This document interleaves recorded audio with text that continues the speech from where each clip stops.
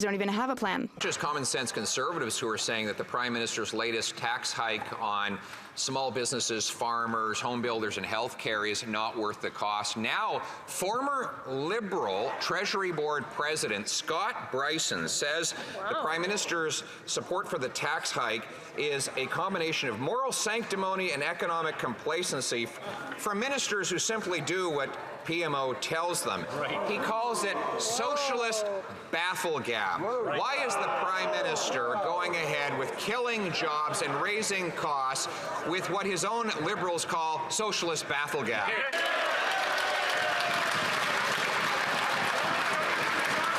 The Right Honourable Prime Minister. Speaker, despite the Conservative leader's partisan attacks, the raise on capital gains inclusion rates is very simple. If Canadians make more than $250,000 in profit from selling investments in a given year, we're asking them to share a little more of those profits with Canadians who need those investments, whether it's by investing in housing, whether it's standing up for school food programs, whether it's delivering dental care to seniors. These are investments we're making to support Canadians by asking the wealthiest to pay their fair share. The Honourable Leader of the Opposition. It's not partisanship for me. It's his own former Liberal Treasury Board President who calls it socialist bafflegab. In fact, the tax begins applying on the very first dollar that a small business earns. And, you know, he's been promising that raising taxes would make life fair. We find out today from the Food Banks Association of Canada that now a record-smashing 25% of Canadians live in poverty after 9 years of his taxes, his deficits, and his doubling housing costs. Why is he going ahead with the same wackonomics that caused the poverty in order to solve it? The Right Honourable Prime Minister.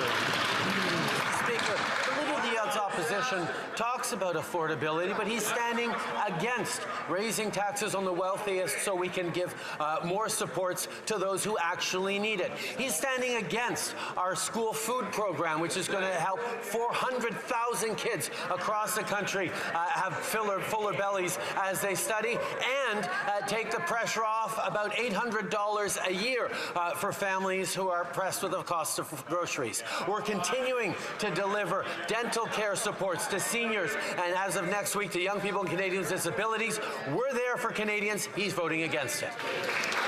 The Honourable Leader of the Opposition. It has been 9 years of this Prime Minister promising trickle-down economics, that if he just takes money away from small businesses and workers, it will go from one level of government to another level of government to another level of government. It will trickle down. And now 25% of Canadians are living in poverty, something he tried to cover up, just like he covered up his own data showing $25 billion of extra costs with the carbon tax, nearly $2,000 in carbon tax cover-up for every single family. How can we trust anything he says about taxes, poverty, or money? The Right Honourable Prime Minister. Speaker, the Leader of the Opposition hid for 8 weeks while he was trying to come up with an answer to us asking the wealthiest to pay their fair share so we could invest in fairness for every generation.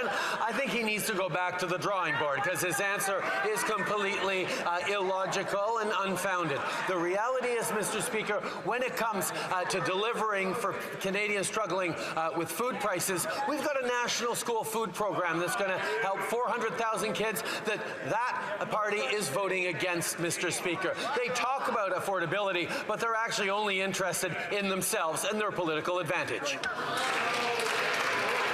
The Honourable Leader of the Opposition. The Prime Minister divides to distract. He turns groups against each other. He fans the flames. He gave funds to an anti-Semitic Holocaust denier. And so even before October 7th, hate crimes were up 162%. And since, we've seen the rise of Hamas-inspired hate camps at university campuses that intimidate Jewish students and promote genocide. Will the Prime Minister finally summon the courage to join with me and call for these hate camps to be shut down and closed up so that students can safely go back to school?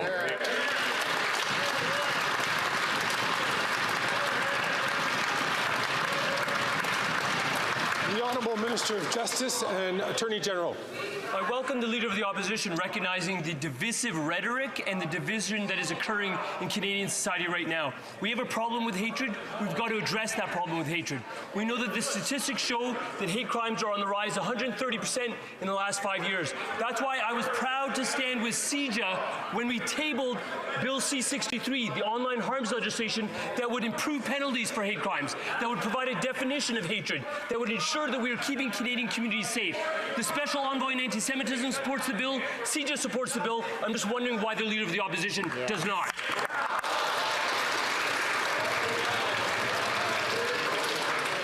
The Honourable Member from Thornhill. About those hate camps, all while he allows 700 agents of the Iranian regime to openly operate in Canada 4 years after they killed 55 Canadians, 30 permanent residents, and funded the brutal massacres of October 7th. 6 years of excuses and they did nothing. But with the by-election on Monday and the Prime Minister desperately needing to pad his margins, it turns out that there might be enough pressure for them to finally ban the IRGC terrorists that they should have banned years ago before they set up shop here to terrorize our communities. Why does the Prime Minister always put himself ahead of the safety of Canadians? The Honourable Minister of Public Security. Mr. Speaker, our government has taken a series of measures to hold the murderous Iranian regime to account. We have consistently said and taken measures, whether it's under immigration legislation. We've listed the Revolutionary Guard Quds Force in terms of being a terrorist entity. Mr. Speaker, we take advice from national security agencies in terms of listings, and we think that honourable members should allow that process to take place. And when we have some news, we'll be making an announcement appropriately. Now that we know the Environment Minister chose to vandalize the Canadian economy with his carbon tax, will he do the right thing and resign? The Honourable Minister of the Environment and Climate Change. Thank you, Mr. Speaker. The reality is that climate change is already costing Canadians $25 billion in the last 10 years alone. Not 5 years from now, not 10 years from now. It's already happening. And if we don't do anything, it's going to be an extra $35 billion to Canadian taxpayers. What we're doing on this side of the House is we're helping Canadians fight climate change, and we're helping Canadians with affordability, which is why 8 out of 10 Canadian families get more money back from carbon pricing than what they pay, Mr. Speaker. The Honourable Member from St. Margaret's, South Shore, St. Margaret's rather. The Environment Minister is already under fire for his $30 billion carbon tax cover-up. He was a lobbyist for Cycle Capital. Cycle Capital companies got more than $200 million from the Liberal Green Slush Fund. Wow. Now we learn he is still a big shareholder in Cycle Capital. And since becoming Environment Minister, Cycle Capital companies have gotten another $17 million from the Green Slush Fund. Liberal insiders getting rich on taxpayer money, a carbon tax cover-up, the Environment Minister profiting from the Green Slush Fund sleaze. When will Liberal corruption end? Never. The Honourable Minister for Innovation. For the question, you know what's profiting for all the work of this government and all the members in this House is record investment in green technologies in this country, Mr. Speaker. We rank #1 ahead of China for the battery ecosystem, Mr. Speaker, in this country, and have more.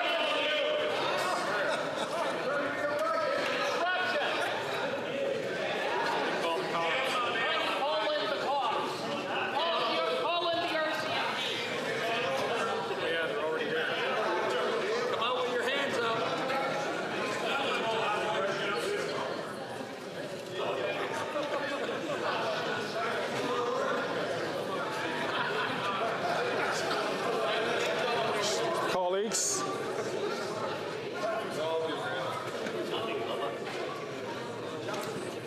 we're almost there. We're almost there. 2 more sleeps. Couple of more sleeps. The Honourable Minister of Innovation from the top, please.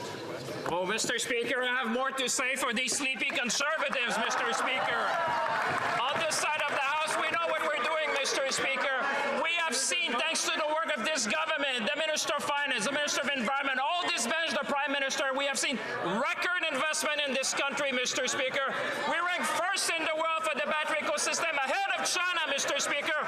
Windsor, Somers, St. Thomas, Bécancour, Mr. Speaker, Kingston. Canadians are winning. Canada's winning, and we'll fight for Canada every step of the way.